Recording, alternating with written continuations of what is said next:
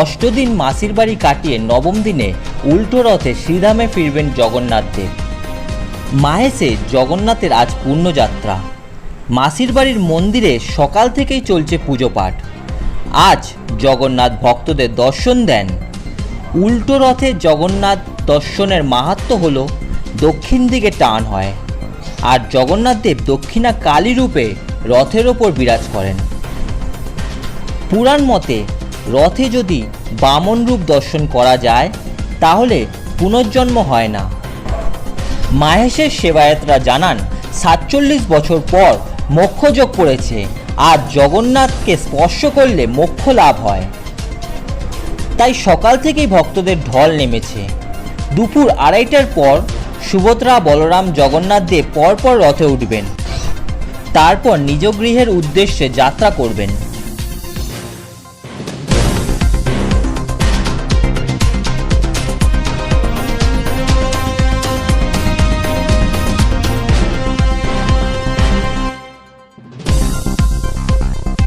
জায়গা যাদবপুর। বাবা, ওখান থেকে কত দূরে এসেছেন? হ্যাঁ, অত দূরে এসেছি। সকাল সকাল কি করলেন? পুজো দিতে এসেছিলাম। সকাল 4:30-5:30টার মধ্যে বেরিয়ে পড়ে। কেমন লাগছে? খুব ভালো লাগছে। গত বছর এসেছিলাম, মনে হয় যেন ঠাকুর সত্যিকার এখানে বাস করে। আজকে সকাল থেকে দেখছি প্রচুর ভক্ত। আজকের দিনের মাহাত্ম্য কি এবং কখন বেরোবে? আজকে আমাদের মাহেশের রথযাত্রা 628 বছরে পদার্পণ করলো। আজকে আমাদের পুনর্যাত্রা উৎসব।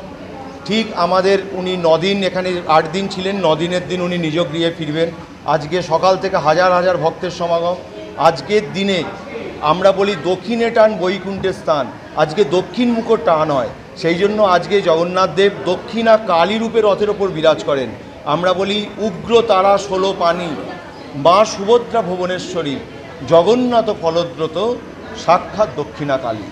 মা সুভদ্রা আজকে মা দক্ষিণা কালী আর উগ্র তারা হিসাবে উনি বিরাজ করেন। জগন্নাথ দেব, বলভদ্রদেব, মা সুভদ্রা। আজকে সকাল থেকে হাজারো হাজারো ভক্তের সমাগম। ঠিক 2:30টার সময় আমাদের আজকে দামোদর হবে।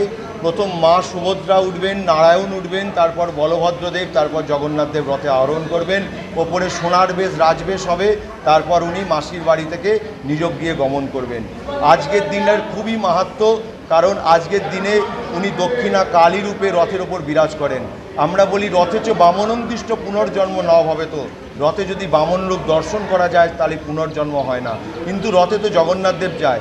রথে বামন রূপ কেন বলা হয়? কারণ শ্রীকৃষ্ণের 12 মাসে 12টা নাম। ওনার বৈশাখে নাম হচ্ছে মধুসূদন, জ্যৈষ্ঠ মাসে ত্রিবিক্রম, আষাঢ় মাসে নাম হচ্ছে বামন। যেহেতু আষাঢ় মাসে রথ হয়, সেই জন্য বলে রথে চ বামনন্দিষ্ট পুনর্জন্ম না হবে। তো আজকে 53 বছর পর একটা যোগ পড়েছে, মোক্ষ যোগ। আজকের দিনে যদি জগন্নাথ দেবকে স্পর্শ করা যায় তাহলে মোক্ষ লাভ হয়। সেই জন্য আজকে লাখো লাখো ভক্তের সমাগম হয়েছে। সকাল থেকে পুজো অর্চনা চলছে। ঠিক আজকে ঠিক 8টার সময় ঠাকুরের ভোগরাগ হবে। ভোগরাগ খেয়ে ঠাকুর বাইরে বেরিয়ে সবাইকে দর্শন দেবে, সবাইকে জগন্নাথ দেবকে স্পর্শ করতে পারবে, নিজের হাতে মালা পরাতে পারবে। এই জন্য আজকের দিনটার মাহাত্ম্য খুব বেশি জগন্নাথ দেবের। আজকে সবাই স্পর্শ করতে পারবে, জগন্নাথ দেব বাইরে বেরিয়ে সবাইকে দর্শন দেবেন। আমি তমাল কৃষ্ণ অধিকারী, সেবায়িত মাহেশ, জগন্নাথ মন্দির।